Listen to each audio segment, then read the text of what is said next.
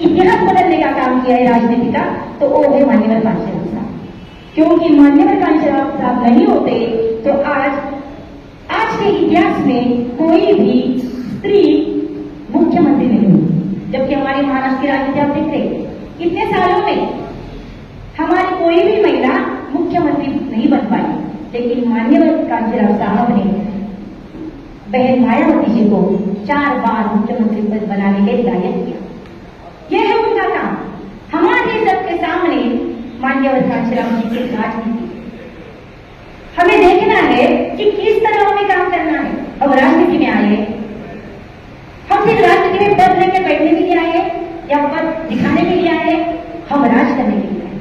क्योंकि मान्यवर कांशीराम साहब के सामने डॉक्टर बाबा साहब अम्बेडकर थे। उन्होंने 8 साल महाराष्ट्र में राज किया। महाराष्ट्र में उन्होंने पूरे की नौकरी की, लेकिन जब जैसे जैसे वो डॉक्टर बाबा साहब अम्बेडकर को पढ़ते गए तो उनको लगा कि ये नौकरी करने से अच्छा है कि मैं डॉक्टर बाबा साहब अम्बेडकर के विचारों पर चलकर कुछ तो भारत का इतिहास में बदलूं। हमारे बहुजनों को जो अन्याय हो रहा है, और इस अन्याय अगर मुझे दूर करना है तो मुझे संसद में जाना पड़ेगा। और मान्यवर कांशीराम साहब सिर्फ रहे सोचकर बैठे नहीं, वो यूपी चले गए और यूपी में उन्होंने घर घर में जाके एक एक इंसान को जागरूक किया। घर घर में आज आप देखेंगे तो हमारे महाराष्ट्र में कम, लेकिन यूपी के घर घर में डॉक्टर बाबा साहब अम्बेडकर जी का सिर्फ फोटो नहीं है तो उसके किताबें हैं। उनके छोटा सा बच्चा 3 साल का बच्चा भी देखा, क्योंकि मैं 3-4 बार गई हूँ, महाराष्ट्र में भी गई हूँ, यूपी में गई हूँ, मैंने देखा उनकी 3 साल का बच्चा भी। हम अगर जाते हैं तो हमारे यहाँ में क्या है, हमें बताना पड़ता है कि बेटा जय भीम पर।